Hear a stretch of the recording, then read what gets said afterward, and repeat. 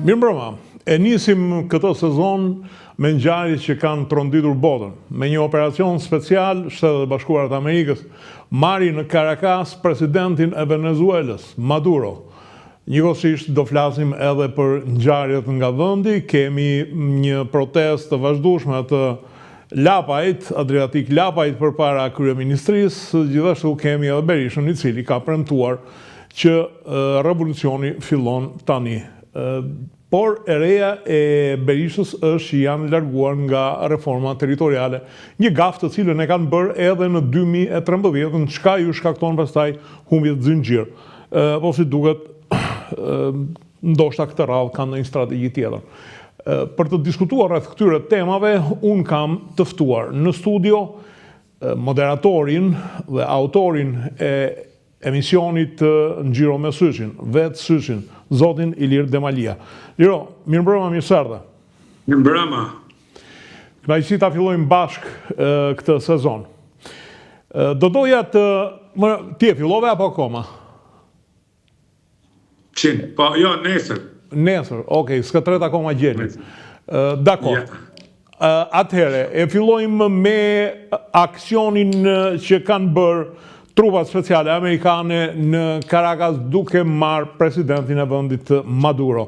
Ka që e cilësojnë si shkelje të sovranitetit, si një ngjasim me atë çka ka bërë Putin në Ukrainë, ka të tjerë që e vlerësojnë sepse një fuqi e madhe nuk mund të lejojë që tek pragu i derës, si më thënë, të ketë një vend destabilizues me trafiqe droge e të tjera, e të tjera.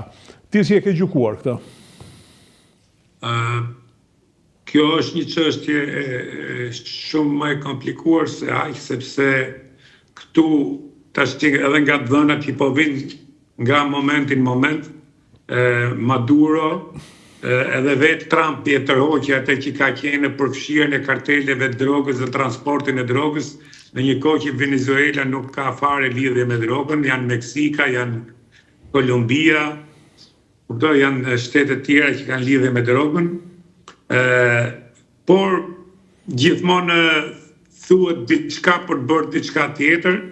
Këtë e kemi parë dhe në Irak, pastaj u vërtetu që nuk kishte ato armët kimike dhe fatkeqësisht dështoi në Irak, dështoi në Afganistan, por këtu kemi një situatë tjetër sepse Kina dhe Rusia i kanë ardhur në borrin e shtëpisë Shteteve të Bashkuara të Amerikës.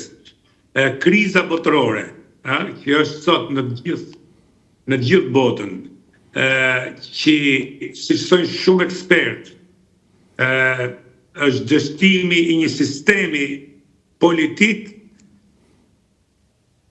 që tashmë politika është një kontroll oligarkik. Dhe kjo ka bërë dhe ndarjen e pasurive të botës që një grupim shumë i vogël, pak në Amerikë 2% njerëz dhe kontrollojnë 95% pasurisë së Amerikës. Plus inflacioni, plus borxhi i madh që ka në Shtetet e Bashkuara të Amerikës me Kinën, atëherë Trumpi që nuk është aprovuar nga Kongresi, kjo biles tash Kongresi ka kërkuar një impeachment për Trumpin, për një kalim të kompetencave të fuqisë presidentit dhe mos injorim të Kongresit. Shohim se ç'do ndodh. Lajmet e fundit janë që janë dhe shumë senatorë dhe kongresmen republikanë që janë puq me demokratët. Për sa i përket konventave ndërkombëtare, kjo është shkelje e konventave ndërkombëtare, sepse krijon një precedent keq, sidomos edhe për Shqipërinë. Siç e keni parë, besoj që Vučići tha që tashmë ra rezoluta 1244 e Kombeve të Bashkuara. Dhe në fakt Kombet e Bashkuara janë bërë si bashkimet presionale të Rita Marcos dikur, as si pyet njeri. Kështu që e gjithë bota është parë një turbullire të rivendosjes zonave të influencës dhe të fuqisë dhe të influencës dhe të kapjes pika e kyçe të ekonomisë botërore. Pra, thënë më qartë, Maduro i Carakasit u eliminua për arsye që mos lejohet hyrja e Kinës dhe siç ishte, nafta që kalon të Kinës dhe Rusisë edhe Kubës. Kështu që këtu prishen interesat amerikane dhe Trumpi bëri këtë ndërhyrje që përsa i përket ndërhyrjes ushtarake dhe mënyrës operimit në detale dhe në mënyrë spektakolare, aty jam dakord me te, mënyrë spektakolare, te mund të bëjnë vetëm Shtetet e Bashkuara të Amerikës. Por që kemi një precedent keq përpara dhe se si do të rrjedhin ngjarjet, sepse tashmë Putini mund shkojë të kapi këtë të Ukrainës në Ukrainë. Liro, Demalia, kam... Kina, mos harrën që presidenti Kinës ka dhënë një deklaratë që këtë vit do të sundoj, do të marrë Tajvanin.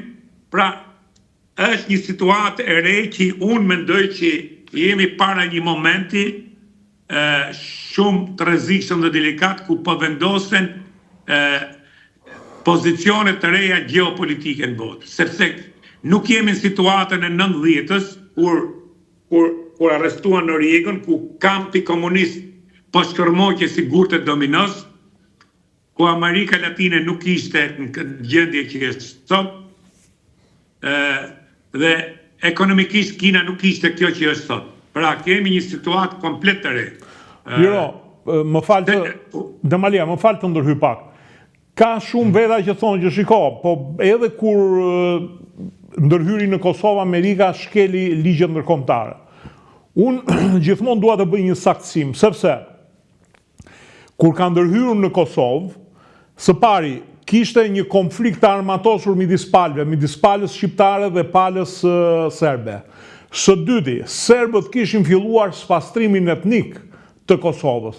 Dhe ndërhyrja është bërë për arsye humanitare, sepse Kosova edhe ujnë e merr nga ujmani, s'ka ujë të vetin, lere më tjerë, le pastaj budallëqet që thonë Mitrovica. Nuk është e njëjta situatë. Nuk është e njëjta situatë, sepse në Kosovë është ajo që thatë ju. Në Kosovë kishte një sundim dhe një luftë kundër një etniteti tjetër, pra kishte pastrim etnik të pastër. Dhe kjo ishte edhe arsyeja që kur u zbulua ajo masakra e Reçakut, aty pastaj doli çdo gjë hapët, por edhe në atë moment ne kemi qenë me shumë fat dhe për këtë shqiptarët duhet të jenë mirënjohës për jetë Shteteve të Bashkuara të Amerikës, sepse Kosova nuk kishte as rëndësinë që ka Ukraina sot me Zelenskin, nuk kishte as potencën që ka Ukraina sot me Zelenskin, dhe siç po bëhet në Ukrainë.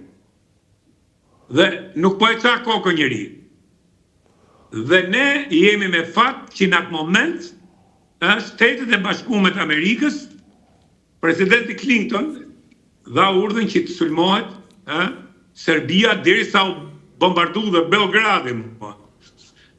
Kurse në anën tjetër, me që e prut këtë fakt, shqiptarët e Kosovës dhe shqiptarët në tërësinë e tyre në Ballkan nuk ditëm ta shfrytëzojnë këtë moment, po sot kemi ardhur në një situatë ku Vučići, në këtë rast kur këto kapën Maduron, tha që tashmë rezoluta portarke ajo që thatë në fillim, rezoluta 1244 ka rënë. Dhe janë përgatitur sot shqiptarët e Kosovës dhe shqiptarët në tërësi për një përballje që mund të ndodhë në këto situata ku të mëdhenj po kapen me shqilba, qoftë Serbia sulmon, nuk e di. Nuk e di.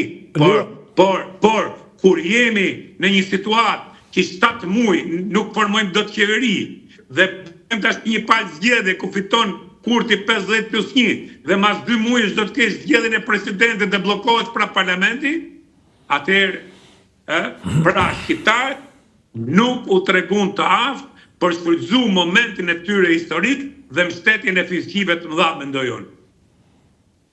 Liro, Demalia, jam dakord me ty për sa i përket Vučićit, por më duhet të them që tashmë ka dy lloj të drejtash ndërkombëtare. Është një e drejtë ndërkombëtare për fuqitë e mëdha, e cila s'ka lidhje fare me atë të kombeve të vogla.